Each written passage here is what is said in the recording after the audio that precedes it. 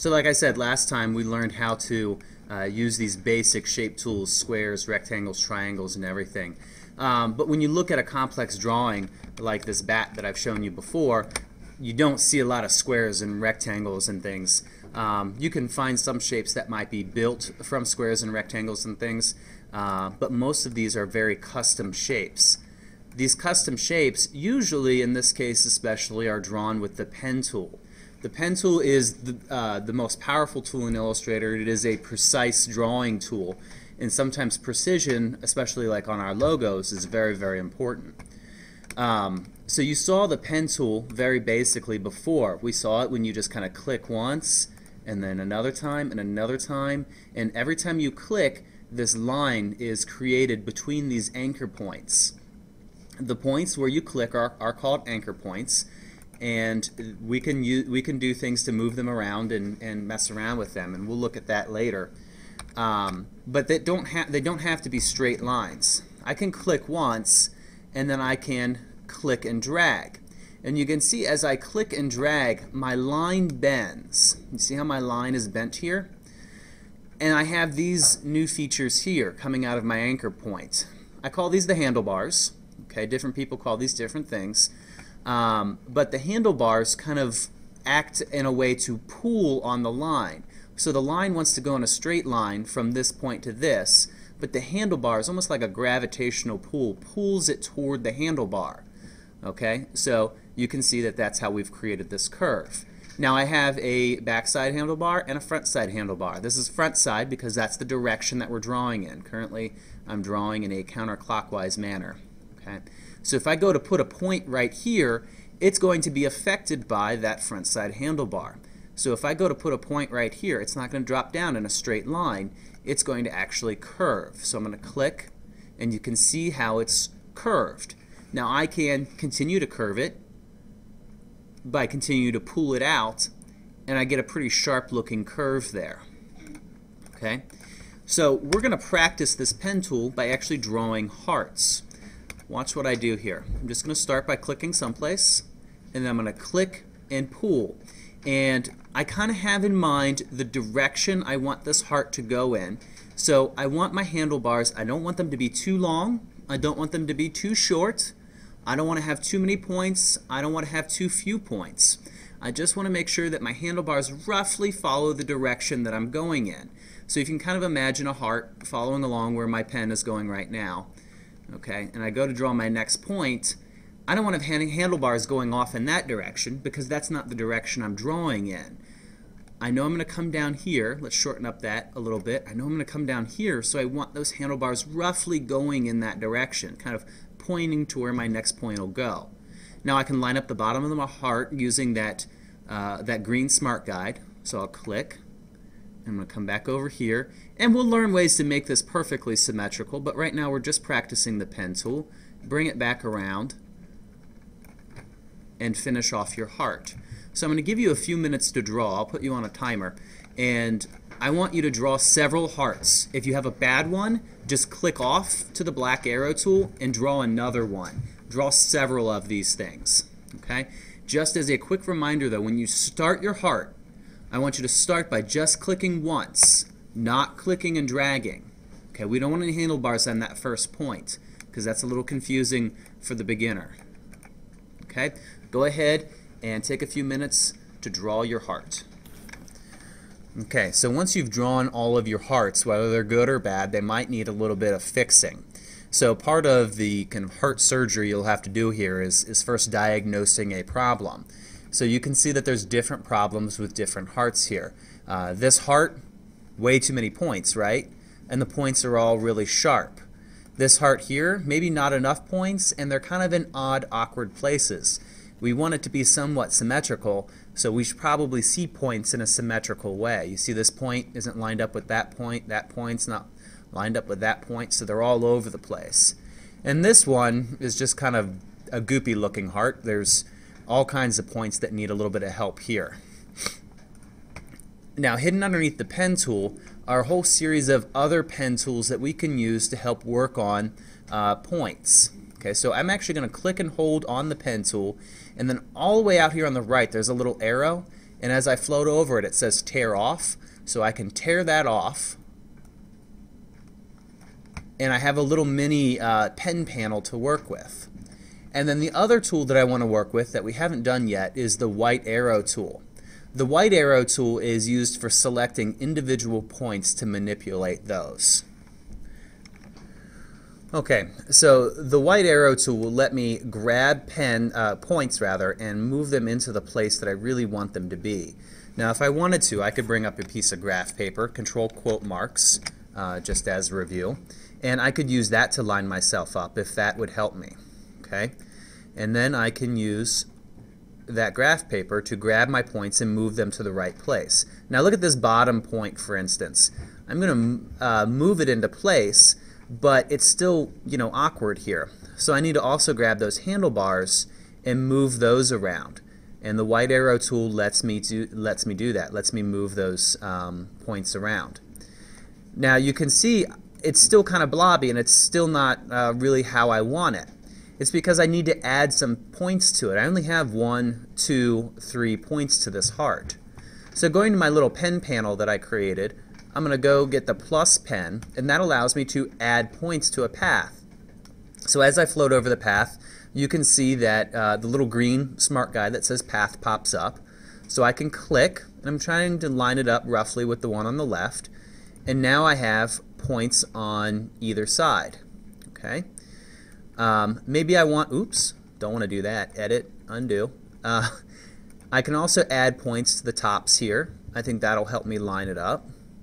I probably have the right number of points now. 1 here in the middle, 1 at the bottom, 2 on the sides, 2 at the top. Now it's just a matter of kind of getting them symmetrical and moving them around. However, the handlebars down at this bottom point here are obviously messing up the bottom point of my heart. This convert anchor point tool, the last on my pen panel, lets me take sharp things and make them round, or take round things and make them sharp. So I'm going to get that convert anchor point tool and click once on that point, and it gets rid of those handlebars. And then it's going to be a lot easier for me to shorten up and move around my handlebars, and it looks much improved. Okay. Now on a heart like this, I have way too many points, so I would take the minus pen tool from that panel, and we figured out that 1, 2, 3, 4, 5, 6 points is probably pretty good. So I'm going to get rid of a number of points until I have just the number of points that I want. Now of course they're all sharp points here, so I can go get that convert anchor point tool again, and instead of just clicking once, I'm going to click and drag, and it's going to round that point out. Of course I don't want that point rounded out. Let's do it on one that I want to round. Let's round that point out. Now you got to be careful not to go the wrong way, or you get a little loop-to-loop like that. But I'm going to round it until it gets to where I want, and then I'll let go. Okay? So go ahead and take a few minutes to try out these different tools, the plus, the minus, the plus, the minus, and the convert anchor point tool, and of course the white arrow tool to move your points around. So the pen tool is a really precise tool, and the tools that we use to fix our pen tool drawings, the plus, the minus, the convert, using the white arrow to manipulate individual points, those are really precise tools as well. There are less precise things that we can do to work with this tool. One is actually hidden underneath the pencil tool, because you usually use it in conjunction with the pencil tool, which I'll show you at a later time. That's the smooth tool. It looks like a little pencil tool with a little coil wrapped around it. So I can click on that, and I just draw around the edge of what I've created, and it smooths it out. You can see that this is not a precise thing.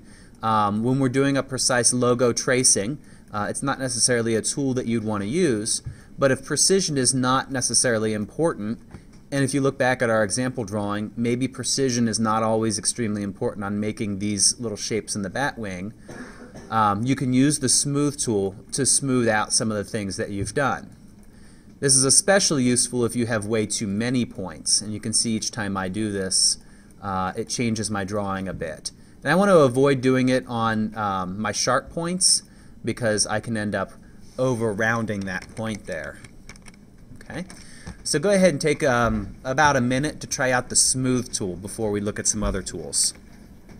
Okay, another tool that we can use for working with our shape here, also not a precision tool, but okay to use to kind of push our shape around. It's hidden underneath this tool here. This is the width tool. We'll learn that one. But if I click and hold, I'm going to go to the warp tool. And it looks like a little finger pushing a path around, because that's exactly what it is. I've got a little circle with a plus sign inside, and I can use that to push my path around. So I can kind of poke something in that like that, but that's not really what I want to do with it. If I kind of just use it like the smooth tool, just kind of use it to kind of push my path around a little bit, I can start to change my shape a bit. Again, not great for precision drawings, but we're kind of getting away from the precision drawing on the heart. You'll still use precision drawing skills on the logo that you'll do, but right now we're just going to kind of make a fleshy looking heart, and we're going to turn this into a sort of candy heart. So try the warp tool to push it around. Now, with the warp tool, you can see that it creates a lot of points, and that means that you probably have some areas that are a little jagged or a little rough. You can, after using the warp tool, go back with that smooth tool to smooth out those lines, so you know that you have a nice smooth shape. So go ahead and take a minute to try the warp tool in conjunction with the smooth tool. Okay, so I've narrowed this down to just one heart that I'm going to use. We've learned some different tools. I'm going to make mine look a little fleshier there. We've learned some different tools to draw this heart, to kind of push around the points, push around the shapes. It's not really symmetrical. It's not a precision drawing at this point, nor is it going to be, but it looks like a nice, nice heart for us to use. I want to do some things with the color. We've learned so far that you can have an outline called the stroke, and the stroke can be color. We can use this stroke panel at the top to make the outline thicker or thinner. I actually want to turn off the stroke by going down here to the bottom and clicking on the red slash. Go ahead and do that. The red slash to get rid of the stroke. So right now I kind of have a somewhat invisible heart. It's filled with white. Instead of filling it with white, I actually want to fill it with a gradient. So I'm going to click on the fill, and then down here, we haven't learned this one yet, you have a solid color fill and you have the red slash for no fill. In the middle you have gradient, and when I click on it, by default I get a black to white gradient. Go ahead and get that on your heart. Now to control this gradient, I want to pull up a couple of panels. When I have the gradient selected, automatically the gradient panel pops up. I'm actually going to grab that little tab and tear it off, and that way it stays out permanently, at least for now. And then I also want to use my swatches panel. I'm going to click on that and tear that off, so I have some color control. Go ahead and get these two panels out so we can work with our gradient. Okay, there are a lot of different ways to change the colors on a gradient. I like this way the best because I like using the swatches panel to save colors that I've found. Right now we're just going to use the default colors, but just as a reminder, there are some other colors hidden underneath when I click on that bottom left-hand corner button. Also, if I find a color that I like in the color picker, so say that I like this nice cerulean blue, I can click on that and I can drag that over here to my swatches so I can save colors there. We've done that before. So I want to change the colors on this heart, so I'm gonna click on the heart. I've got my gradient panel here, so you can see why it's white to black, because that's what's showing here on my gradient panel. I'm going to grab a pinkish color from my swatches panel, and I can just drag it down on my gradient panel. Don't do this yet, just watch here. And then I'm going to grab this reddish color, drag it down. Okay, and then very rarely would I want actually black and white in a gradient. It ends up being very contrasty, and it kind of stands out too much. So I'm going to grab that white, I just click on it and pull it right off. Same with the black, click on it, pop it right off. And I'm going to move my red and my pink to the extreme sides of my gradient panel. Go ahead and get that far. Okay, so now we want to change this gradient. Right now it's a linear gradient, which means it's going in a straight line. I can pull down where it says gradient to where it says radial, and it becomes more of a rounded gradient. Now, it's put my red as the small rounded part, gradiating out to pink. I want to switch that, make my pink my small part. So I'm just going to slide these little color markers on my gradient panel. So my pink is my small part. Then over here in the tool panel on the left, I can actually grab the gradient tool, which is different than the gradient panel. And I can click and drag with the tool, starting up here, and that tells Illustrator where to start my gradient. If I draw a short gradient, it'll be kind of short and small. If I draw a long gradient, the pink will take up much more space. So I'm going to do kind of a medium-sized gradient and let that pink kind of hang out there in the upper right-hand corner as a sort of highlight. Go ahead and get that far with this. Okay, I want to explore a couple more panels to finish this heart up. I'm going to draw some highlight shapes. I'm just going to get an ellipse tool, and I'm going to go back to a white fill with no black stroke. And I'm going to hold down Shift as I draw these, and I'm just going to draw a few small little white circles to kind of represent a highlight on this heart. And then I'm going to select them all, and I'm going to move my swatches and gradient out of the way and pull up my transparency panel. This panel allows me to make things slightly see-through with the opacity setting, or it allows me to use one of these blending modes to do interesting things with the colors. So I might change it to lighten, and it actually lightens up the color on it. So go ahead and do that to your heart and get it to a couple little highlights there. You can actually try a few different blending modes here and a few different opacity settings. And what's a candy heart without some writing on it? We're going to get our pen tool and we're going to draw a path, kind of a rounded looking path, so our candy looks somewhat rounded. It's okay that I have a fill right now because that's going to go away in just a second. I can get my text tool and float over that path that I just drew and type in a word. Okay? And I've got some basic controls at the top here that would allow me to change my font type.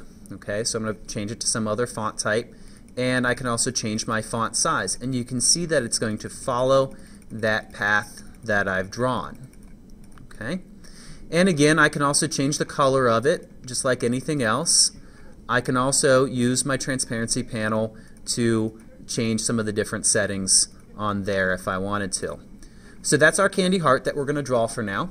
Go ahead and follow directions in class of how to turn this in so I can look at it and see how you've done.